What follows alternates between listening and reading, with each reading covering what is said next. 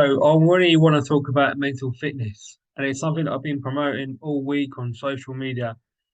And I'm going to develop a new curriculum around it, and I'm also going to create a music video ad, uh, indirect association with Puma because I think it's a good brand, and I think the level of my mental fitness at the moment it needs a brand to put into and to safeguard people in the future that might sadly choose to take their own life. We know that suicide rates are up, and that today on LinkedIn, I done a live talk, very brief one, taking inspiration from a TED talk where we just see more data. People choose to take their own life every single day, and it saddens my heart. I think we need to do a lot more around shaping our children, our own adults as well. We all age groups, we're all no one's alone in feeling alone, or sometimes I feel alone. I've been single for a long time now, and it does get to me a lot. And that's a tough one because on the flip side, though, I feel like I've got a good purpose now. Like I know I'm helping sharing my story and my research around mental being and mental fitness is really profound for me. And I think whilst physical training is important, the mindset that you create yourself in terms of training hard and trying to align that with your emotions is a lot more important. A lot of Grand Prix drivers like Lewis Hamilton have performance coaches, which I'm a grand expert in. But equally, your mental fitness really starts with you and how you recognize your thoughts, your feelings, and behaviors, which is your emotional intelligence. That will be a lifetime journey for all of us, including me. I've only started to spring to the surface in terms of my research because I understand how to conceptualize EQ now better than most because I've been through a lot myself, and I've leveraged off between understanding what happened to me as a child and putting it into perspective and building a framework of research around that.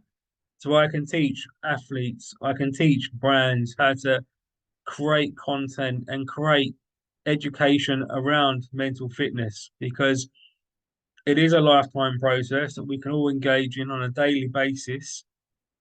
But we have to be real with it in terms of understanding who we are first. And that's quite difficult for a lot of us. Not everybody knows who they are in life, and that will change from one year to the next. But the good news is that through time, physical training, eating well and sleeping well, and spending time with your thoughts, waking up in the day and just breathing and getting into the zone of feeling right. How do I feel today? Doing a self-checking, which is what we counselors and psychologists use to encourage people to be one with their thoughts. Um, we all need to work harder in our mental fitness. And it can start with a simple process of drinking enough water first to think to yourself, right, I want to think better. I want to rationalize my thoughts more, as Steve said. I also want to learn how to put things into perspective because I tend to think that I over worry too much. And that's a problem, I think, for a lot of people, including me. And over worrying is a natural occurrence in the brain. Even the smartest scientists out there still don't know exactly how the brain works.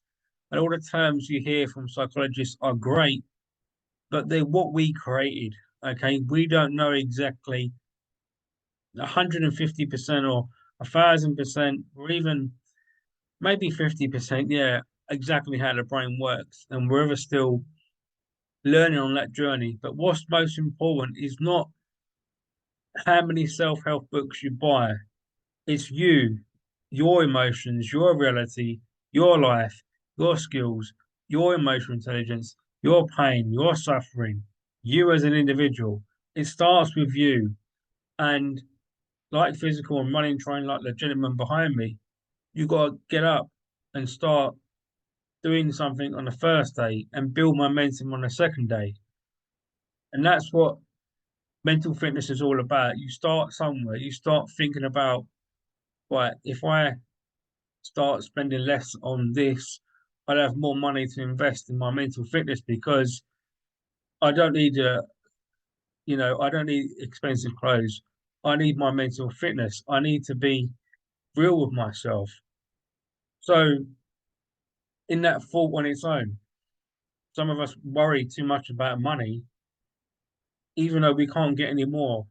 So that's reality for a lot of people in cost of living crisis. And that's real relevant. In today's world because people are struggling with their money, cooking food, heat, energy crisis. It's a lot to process. But you can't control the outside event as much as I can't end the war in Ukraine. And that's about rationalizing your thoughts. And we need to engage in that a lot more. So thank you for joining me on episode 5, I believe. If I got that correct, I'm sure I have. And I do hope that you're learning a lot on this series because this information is well, hopefully it's good for you. You recognize and you resonate with it a bit and you want to learn more. And even if you don't watch the next episode or subscribe to this channel, just know that you can overcome a lot of fear in your life. You can do a lot. I'm not saying you can save the world. That's my downfall, my own personal journey.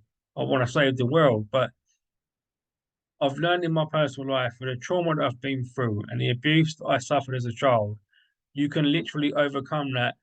You can't eradicate it completely, there'll always be a part of you, but you can get to enjoy life by understanding that you are human. You will experience pain, but as the runner behind me maybe depicts to you, you've got to start healing somewhere. You have to find yourself and take control not of your fears and all your emotions, because that will never happen. You're always going to have fears and emotions, but you can learn to master it and engage in it and swim in it in a nice way and get through. Well, get through is probably the wrong word. I would say empower yourself.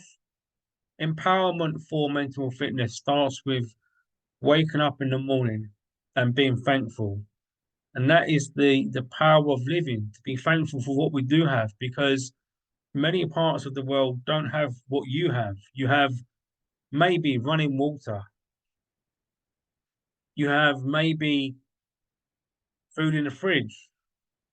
Or if you are someone in a part of the world that's struggling, I'm literally praying for you as a born again Christian that your life will prosper better in the future.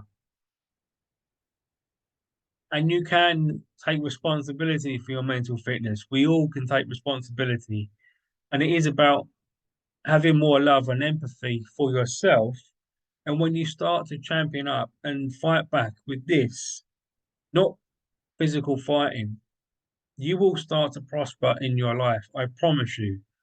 I'm doing it now. I'm not a millionaire. I hardly have much money in the bank, but you know what? The fruits of my work and trying to serve people will prosper, not because I want wealth. It's because I want to build foundations and businesses that will allow others to grow what I've managed to do through my own research and self-realization. And that will make more sense to you in the future when you start engaging and taking your mental fitness a lot more seriously. Thank you for watching episode 5, and I look forward to building this series into something special for everybody in the world because we all need help. And as the saying goes, or as I always say, we all have stress and we all have anxiety. So let's all work together, be part of one group, and share wisdom and love in mental fitness. Thank you, guys. See you on the next episode.